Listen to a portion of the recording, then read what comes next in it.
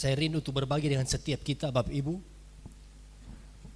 bahwa terlepas dari setiap pergumulan, harapan atau doa kita harus tetap percaya bahwa Allah yang kita sembah itu Allah yang Maha Kuasa, Allah yang cukup untuk keadaan kita, Allah yang sanggup untuk menolong, memulihkan, bahkan memberkati kehidupan saya dan saudara. Berapa di antara kita yang percaya bahwa Allah kita berkuasa? Coba lambaikan tangan. Amin. Silakan turun tangan. Kita akan lihat bersama-sama dari sebuah ayat firman Tuhan, bahkan dari nama Allah. Mungkin sering kita baca, kalau tidak salah tahun lalu Ibu Gembala pernah share soal ini, hari ini dari saya lagi. Kita akan melihat bagaimana Allah kita itu dalam nama ini juga seringkali disebut Allah yang cukup untuk segala sesuatu. Coba bisa tampilkan di PowerPoint. Kayak mesti bantu dong supaya bisa lihat ini. Allah yang cukup untuk segala sesuatu. Jadi kita kasih tema itu ya di buku catatan kita atau di notes kita. Our God is sufficient God. Allah yang cukup. Kita tidak perlu bergantung atau berharap total pada dunia, apalagi cari jalan yang salah, pergi pada iblis untuk menolong, untuk memberi jalan keluar, pergi ke dukun, pergi menurut cara dunia. No, tapi bagian kita apa? Datang saja pada Allah yang tepat. Saat kita mengenal siapa Allah kita, saat kita berkomitmen untuk datang pada Dia, dan waktu Dia turun tangan, saudara, percaya bahwa Dia selalu sanggup untuk menolong dan memulihkan kehidupan kita. Beri tepuk tangan dulu buat Tuhan kita. Amin, amin. Nah karena itu kita akan lihat bersama-sama. Temanya tadi sudah kita baca dulu. Kejadian pasal 17 ayat 1 sampai ayat yang kelima. Bacaan ayat firman Tuhan hari ini, Kejadian pasal 17 ayat 1 sampai ayat 5. Coba saudara buka Alkitab masing-masing, kita lihat ya. Ya ini sudah tampil, di depan juga kita bisa baca. Pada hitungan yang ketiga sama-sama kita baca ayat ini. Di depan saja ini 1, 2, 3. Ketika Abram berumur 99 tahun, maka Tuhan menampakkan diri kepada Abram dan berfirman kepadanya, Akulah Allah yang Maha Kuasa, hiduplah di hadapanku dengan tidak bercela. Lanjut, aku akan mengadakan perjanjian antara aku dan engkau, dan aku akan membuat engkau sangat banyak. Lalu sujudlah Abram, dan Allah berfirman kepadanya, dari pihakku inilah perjanjianku dengan engkau. Engkau akan menjadi bapa sejumlah besar bangsa. Ayat 5. Karena itu namamu bukan lagi Abram, melainkan Abraham, karena engkau telah kutetapkan menjadi bapa sejumlah besar bangsa. Sama-sama bilang amin. Amin, amin, puji Tuhan. Nah Bapak Ibu Saudara perhatikan ini, lihat konteks ayat ini ya. Hari itu Abram sudah ada perjanjian dengan Tuhan, tapi belum ada anak. Di pasal sebelumnya mereka blunder lagi saudara. Makanya pasal 16 kalau kita mau kasih kesimpulan dalam satu kalimat itu begini. Abram dan Sarah mau bantu Tuhan. Betul ya? Siapa di sini yang mau jadi sama seperti mereka yang mau bantu Tuhan dalam karirmu, dalam keluargamu? Ada? Yang mau bantu Tuhan ada? Ada yang lebih hebat dari Tuhan? Ada? Kalau saudara berani angkat tangan, saudara langsung maju khotbah sudah. Tidak ada kita yang bisa bantu Tuhan, tapi mereka bantu Tuhan. Anak tidak kunjung datang, Hagar tidak kunjung hamil. Akibatnya apa? Sarah tidak kunjung hamil. Akhirnya Abraham bilang, Sarah bilang, sudah Abraham lupi dan pagar sudah. Siapa saudara? Hagar, kau pagar dengan Hagar. Blunder. Nah lalu di pasal 17 ini Tuhan meneguhkan perjanjiannya dengan Abraham yang nanti berubah jadi Abraham. Lalu yang luar biasanya Tuhan nyatakan namanya di sini. Tuhan bilang begini, dalam bahasa Indonesia Alkitab kita langsung diterjemahkan dengan nama atau dengan istilah apa? Allah yang Maha Kuasa. Tapi dalam bahasa asli Bapak Ibu, itu dari kata apa? El Sadai, lagu yang kita nyanyi. Lagu penciptanya orang GPDI. Opa Yoyo Awandatu itu. El Sadai. Sekarang saudara, El Sadai artinya apa? Kita akan lihat beberapa poin ini. Kalau di Alkitab kita dikatakan Allah yang maha kuasa. Ya, itu arti El Sadai. Lalu kalau lihat dari akar katanya, bahkan dari beberapa tafsiran para teolog yang terkenal, saudara, kira-kira El Sadai itu punya makna apa? Next, coba kita lanjut ya. Ini dari Clark. Clark bilang begini, saudara. Coba kita baca sama-sama, 1, 2, 3. El Sadai, aku adalah Allah yang maha cukup. Lihat, dari kata syadah. Artinya apa syadah? Untuk menumpahkan, to pour out. Untuk mencurahkan. Akulah Allah yang menumpahkan berkat, yang memberikannya dengan banyak. Grant it richly kalau bahasa Inggris, dengan kaya. Tapi jangan salah tafsir ya, ikut Tuhan pasti kaya, bukan. Tetapi memberikannya dengan banyak, berlimpah, abundantly, dan terus menerus. Clark bilang begini, setiap kali saudara ingat soal El Sadai, Tuhan ajarkan ini. Dia adalah Allah yang mau mencurahkan berkat-berkatnya secara berlimpah dalam kehidupan kita terus menerus. Bilang amin. Lihat saudara, dari atas ya, berkat dari atas, Tuhan yang memberikan. Ada firman, ada ayat bilang begini, semua pemberian yang baik datangnya dari atas. Pemberian yang sempurna itu datang dari atas, dari Bapa segala terang, dalamnya tidak ada bayangan pertukaran. Anugerah yang sempurna itu. Lihat kalau saudara kalau mau catat boleh catat, tapi kalau panjang saudara mau foto saya tidak apa-apa. Next, ini dari Clark.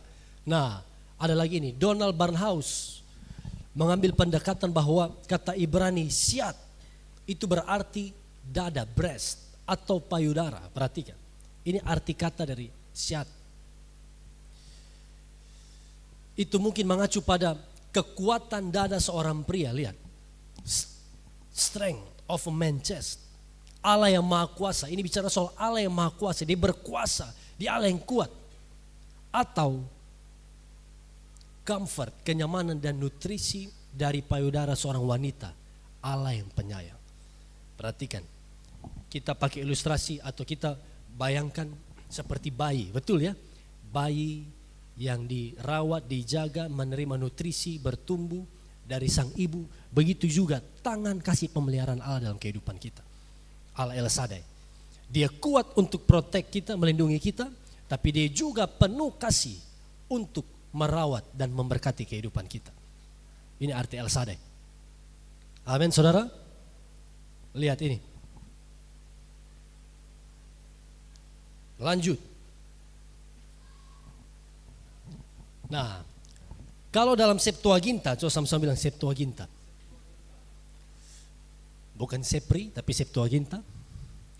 Septuaginta ini saudara ada Alkitab terjemahan lama dalam bahasa Yunani. Diterjemahkan oleh 70 orang Yunani, makanya disebut LXX kalau tidak salah juga namanya LXX. Septuaginta. Nah, dalam Septuaginta kata maha kuasa di sini, Shaddai ini, Allah maha kuasa ini diterjemahkan dengan kata pantokrator dalam bahasa Yunani. Artinya apa? He in his hands hold everything. Dia yang memegang kendali atas segalanya. El Sadai. Katakan haleluya. Dia yang pegang kendali atas segalanya. Saudara pikir masa depanmu, pekerjaanmu, pelayananmu sepenuhnya ada di dalam kendalimu? Salah saudara. Kehidupan kita sepenuhnya ada dalam kendali Allah. Kedaulatan Allah. Perhatikan ini. Dia yang memegang kendali atas segala sesuatu. El Sadai. Amin.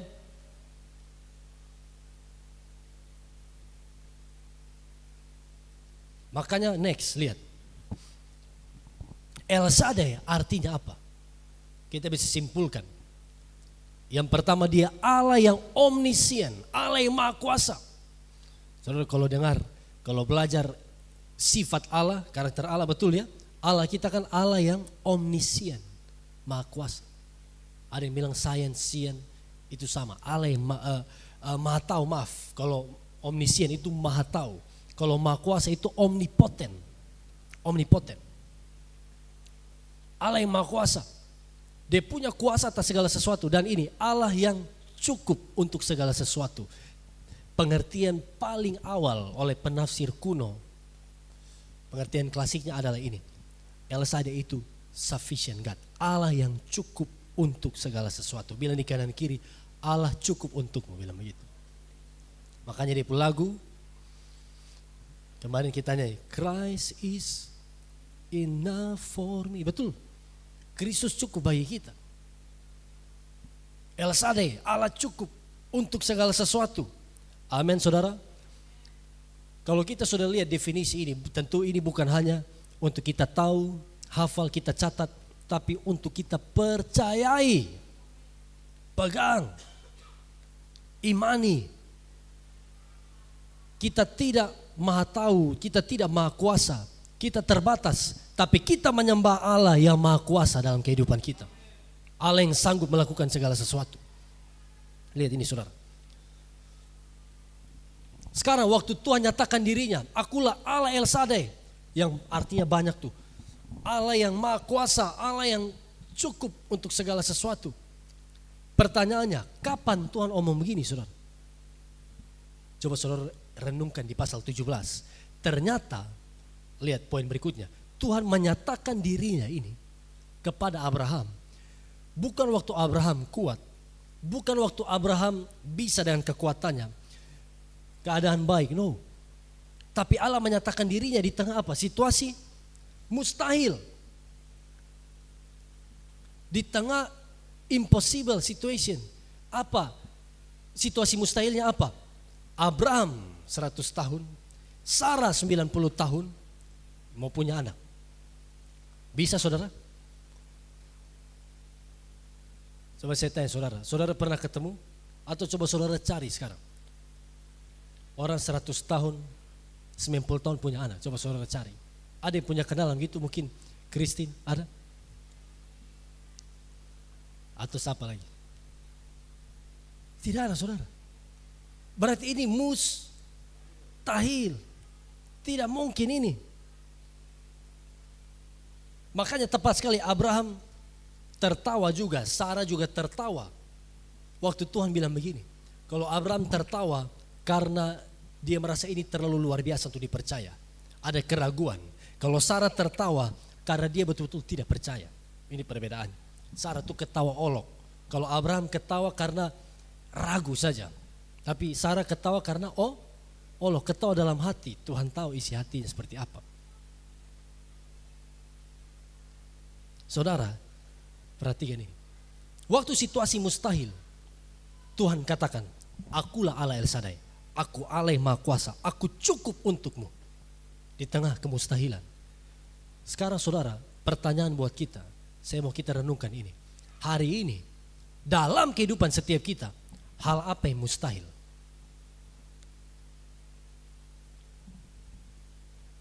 Coba saudara renungkan kehidupanmu. Dalam kehidupan saya dan saudara. Di area mana atau hal apa yang menurut kita mustahil untuk berubah? Mustahil untuk dikerjakan. Ada saudara? Ada? Apa yang mustahil buat saudara? Coba tanya kanan kiri, apa yang mustahil buat lu?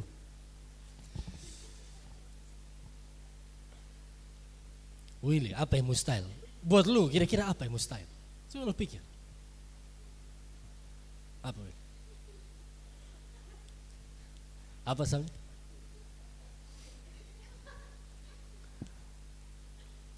Siapa lagi? Coba saudara renungkan.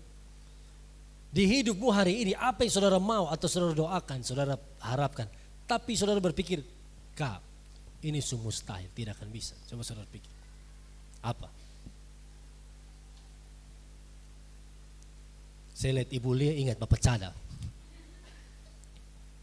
Coba, apa yang mustahil? Halo?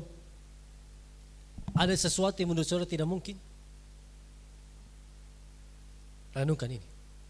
Bagi saya ada.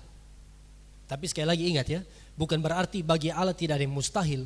Lalu saudara punya harapan, saya mau rintis di planet Jupiter. Memang tidak sampai mati, tidak bisa saudara. Mau rintis pelayan di planet Mars, bagaimana? Berarti ada hal-hal yang memang tidak mungkin Tuhan berikan. Karena itu di luar nurul. Ya apa saudara? Di luar nalar. Di luar nalar itu di luar kebenaran, bukan kehendak Allah. Hal yang bisa Tuhan kerjakan itu adalah hal yang sesuai kehendak Allah itu. Amin. Makanya yang lalu kan ada tuh. Dia punya iman gitu, pokoknya saya pasti akan pacaran dengan dia. Bagi Allah tidak ada yang mustahil. Dia punya iman gitu, dia akan terima saya. Bagi Allah tidak ada yang mustahil. Allah yang tutup pintu, bukan lu punya iman. Allah memang tutup pintu buat lu. Karena orang itu baik, lu kurang baik, ya kan? Artinya yang bagi Allah tidak ada yang mustahil, segala sesuatu yang sesuai kehendak Dia. Bilang amin. Kalau Tuhan janji pada Abraham dan Sarah, kalian akan punya anak. Berarti mereka harus percaya. Kalau Tuhan berjanji, Tuhan akan tepati janjinya dalam kehidupan mereka. Amin saudara. Sekali lagi renungkan, apa yang mustahil buat hidup saya hari ini?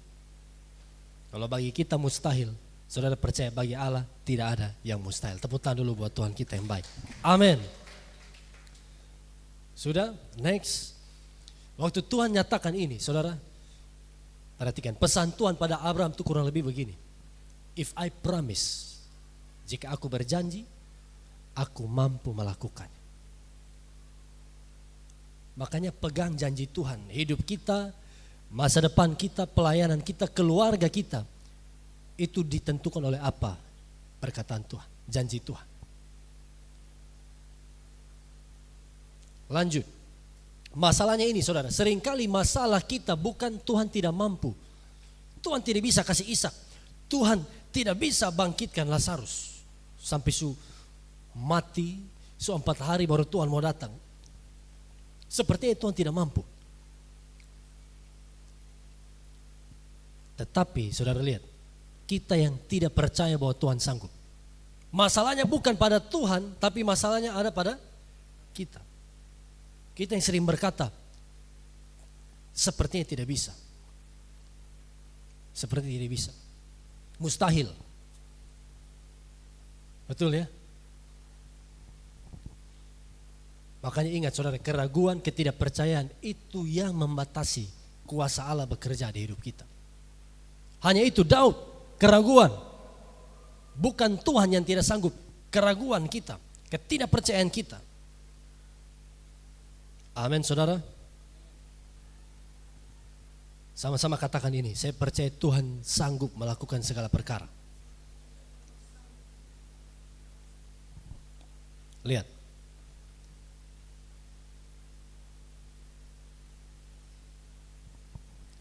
Di ayat 1 tadi, perhatikan, sesudah Tuhan beri pewahyuan. Masih di ayat 1, Tuhan bilang begini, akulah Allah yang maha kuasa. Kalimat berikutnya apa? Hiduplah di hadapanku dengan tidak bercela. Lihat. Hiduplah di hadapanku dengan tidak bercela. Apa ini? Pesan buat kita. Sesudah pewahyuan itu ada tanggung jawab. Coba next. Turun terus. Ini ayat 1 nih. Hiduplah di hadapanku dengan tidak bercela. Saudara catat ini yang di depan. Apa poinnya? Catat atau mau sebut? Kita sebut sama-sama ya. Sama-sama, 1, 2, 3. After revelation, there is responsibility.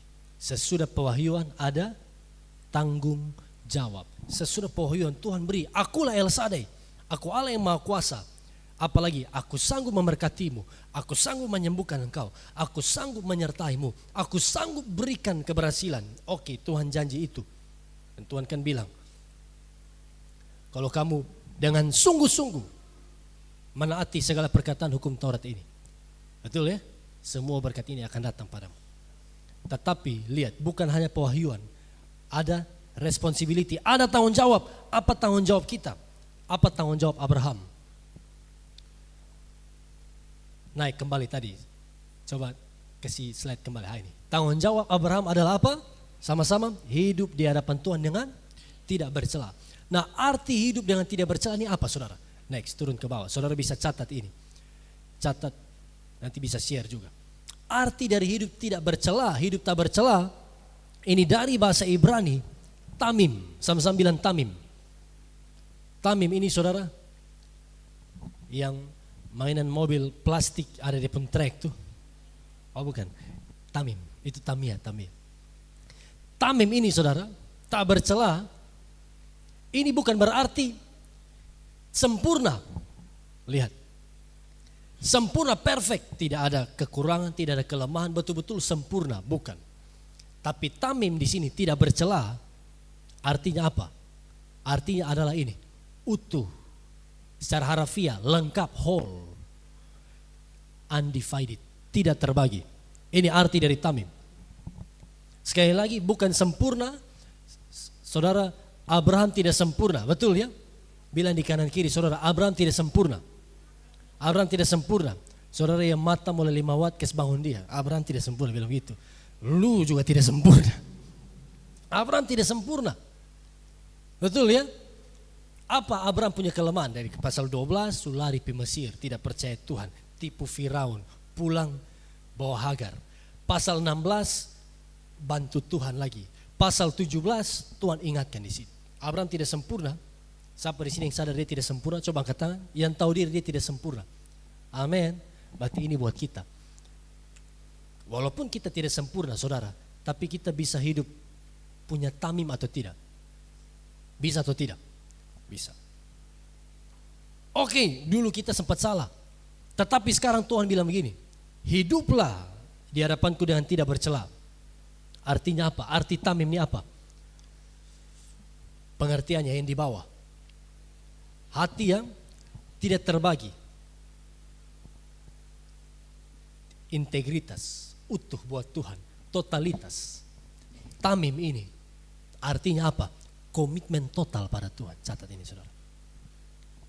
Kalau Tuhan bilang, hiduplah di hadapanku dengan tidak bercela. Artinya begini, pikiran kita, hati kita tertuju pada Tuhan. Firman-Nya kita taati, terlepas dari apapun situasi kita hari ini. Hidup dengan tidak bercela artinya apa? Komitmen total pada Tuhan. Makanya tepat sekali Yesus bilang apa? Tidak ada seorang pun bisa mengabdi pada dua Tuhan. Dia akan mengasihi yang satu, membenci yang lain. Haleluya, saudara. Komitmen total. Ini tamim.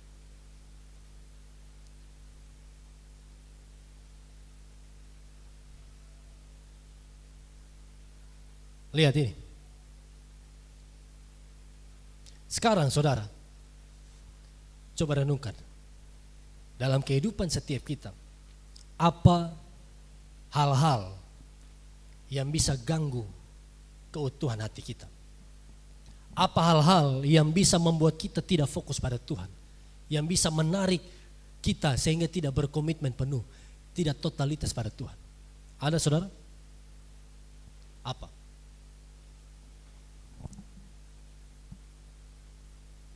Kira-kira apa? Coba yang di belakang. Ada youth, ada dari SAK juga. Hal apa biasa yang bisa buat kita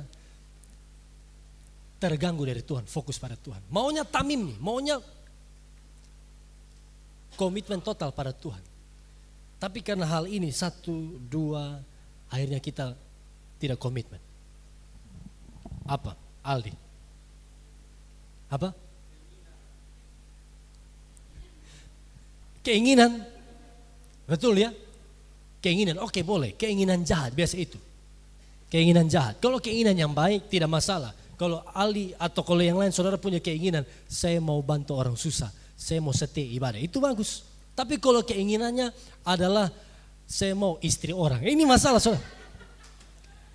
Itu masalah besar.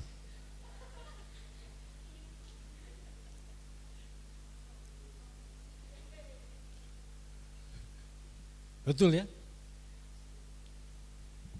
Hal apa lagi? Keinginan, betul ya? Keinginan jahat, epitumia kalau bahasa Yunaninya.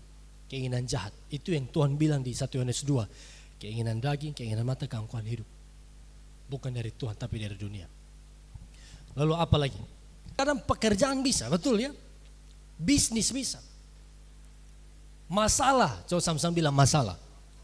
Jangan lihat kanan kiri bilang begitu, lihat ke depan.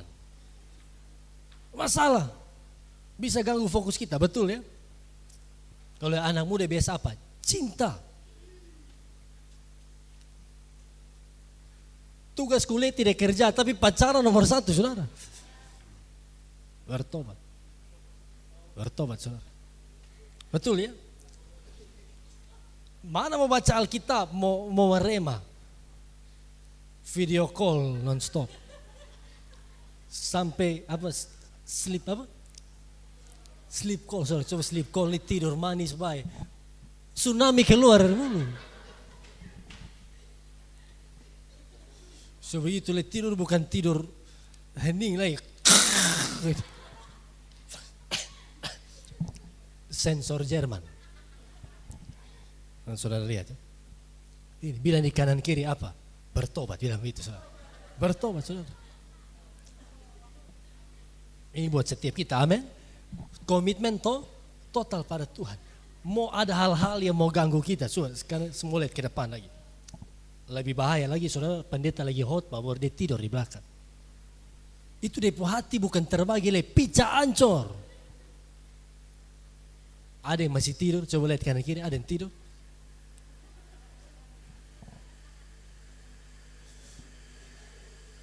Begitu tanya, lu mana atau son? Sonde. Mata begini, lu sonde. Saudara, komitmen total, amin saudara. Hidup tidak bercela, itu apa? Hati yang tidak terbagi. Amin, kita masih ada di dunia, kita bekerja mungkin di sistem yang jahat, kita berbisnis di tengah tantangan yang berat, tetapi hati kita, roh kita tidak terbagi, seutuhnya hanya bagi Tuhan. Tepuk tangan dulu buat Tuhan Yesus Kristus. Amin. Ini, next, sesudah tanggung jawab kita. Masih di pasal yang sama, ini bagian akhir sebelum kita berdoa, tidak panjang. Tuhan ubah namanya. Tuhan ubah nama Abraham menjadi apa? Abram jadi Abraham. Lalu Sarah, kalau dalam bahasa Indonesia terjemahan kita Sarai jadi Sarah, tapi dalam bahasa asli, bahasa Inggris juga sebut Sarah. Dari Sarai menjadi Sarah. Tambah H. H ini saudara huruf kelima di abjad Ibrani. He. Ini juga artinya anugerah. Kasih karunia. Pada Abram ditambah anugerah, ditambah kasih karunia. Jadi Abraham, Sarah jadi Sarah. Mereka terima anugerah. Yang unik di sini saudara, perhatikan ya. Arti nama Abram apa? Abram itu artinya exalted father, bapa yang ditinggikan. Sama-sama bilang bapa yang ditinggikan. Jadi waktu panggil Abram itu sebagus. Abram, lihat ada Ab, makanya Ibrani Aba, papa, betul ya? Bapa, Aba. Nah Abram, bapa yang ditinggikan. Tapi Tuhan ubah jadi Abraham. Abram artinya apa? Bapa banyak bangsa, bapa banyak orang. Bilang amin. Dari Abram menjadi Abraham, bapa banyak orang. Kalau bagi kita orang Kristen, kita seringkali sebut Abram artinya bapa semua orang percaya. Dasarnya di perjanjian baru, semua yang percaya pada Yesus itu anak Abraham. Kita anak-anak Abraham dalam iman. Berarti saudara, Abraham punya anak, ini banyak atau sedikit saudara? Abraham punya anak secara fisik, ingat dari keturunan Ismail dulu. Keturunan Ismail itu anak Abraham semua. Sepupu kita, betul ya? Yang berikut keturunan Ishak, Israel jasmani, anak Abraham semua. Lalu sekarang semua kita yang percaya bukannya mengaku, bilang di kanan kiri jangan mengaku, bilang gitu.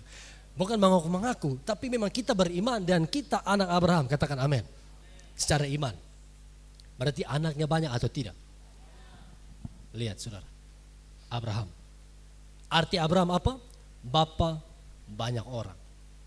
Sekarang yang unik di sini, coba next saudara, lihat lanjut. Allah ubah nama Abraham jadi Abraham sebelum janji itu digenapi. Lihat.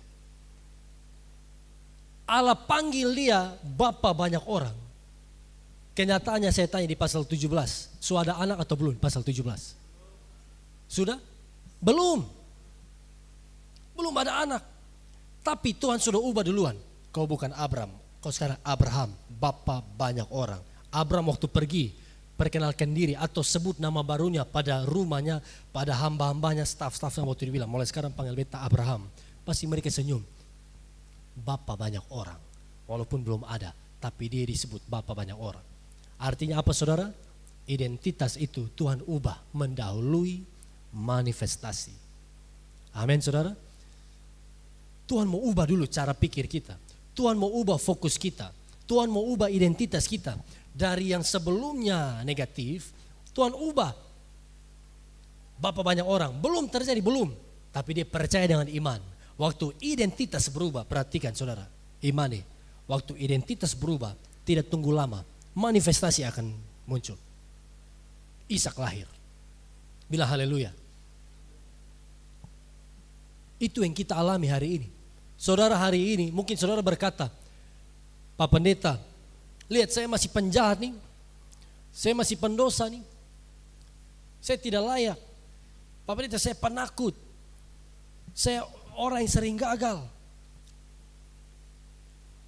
Mungkin menurutmu seperti itu, persis Abraham tidak ada Ishak, mustahil. Tapi Allah ubah nama.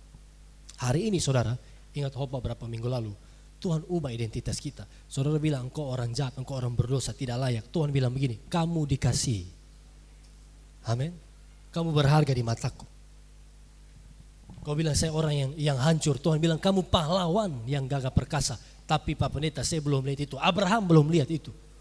Waktu Tuhan janji. Tapi dia terima dengan iman. Kita belum lihat masa depan kita seperti apa saudara. Manifestasi atau penggenapan janji Tuhan kita belum melihat 10 tahun dari sekarang kita jadi apa. Tapi hari ini saya mau katakan. Saudara percaya Tuhan punya rancangan yang terbaik buat masa depan saudara. Tepuk tangan dulu buat Tuhan Yesus Kristus. Amin saudara. Pegang janji ini. Hidupi janji ini.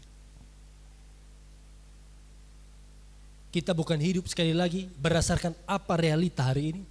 Amin saudara. Tapi kita hidup berdasarkan apa rancangan Tuhan buat kita. Itu yang pegang, itu yang kita pegang. Itu yang kita imani.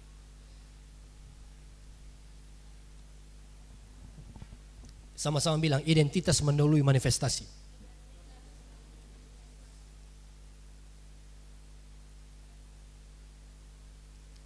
Mari klaim ini.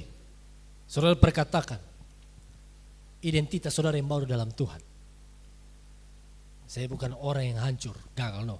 Saya orang yang diberkati. Saya bukan orang yang terbuang, tertolak, no. Saya orang yang dipilih oleh Tuhan. Dikasihi, bukan hanya dikasihi, sangat dikasihi. Manusia boleh tolak kita, tapi Tuhan sambut kita, amin. Saudara lihat ini, luar biasa. El Shaddai, Allah yang Maha Kuasa, Allah yang cukup untuk segala sesuatu. Jangan lupa bagian kita apa? Hidup dengan tidak bercela, fokus saja. Komitmen pada Tuhan. Taati perintah Tuhan, kehendak Tuhan. Hari ini mungkin saudara merasa saudara mustahil untuk lihat janji Tuhan. Tapi waktu saudara terima identitas yang Tuhan beri, saudara percaya bagi Allah tidak ada yang mustahil. Amin. Sesudah ini apa yang terjadi saudara? Ini bagian akhir saudara, sudah tidak ada slide lagi. 1 tahun kemudian, betul ya? Sesudah ini, sesudah 25 tahun menunggu, Ishak lahir. Ishak lahir. Penantian mereka tidak sia-sia. Orang mungkin olok, orang mungkin bilang aib, tidak ada keturunan, bla bla bla. Tetapi saat Abraham beriman, saat Abraham yakin pada El Shaddai, bukan pada dirinya yang tidak cukup, yang tidak berkuasa. Mujizat terjadi. Mari saudara ingat, kita bukan menyembah Allah yang diam, Allah yang mati, Allah yang tidak sanggup, bukan. Tapi kita menyembah Allah El Shaddai, Allah yang selalu sanggup memberkati kehidupan kita. Beri tepuk tangan buat Tuhan kita Yesus Kristus. Mari kita berdiri bersama-sama.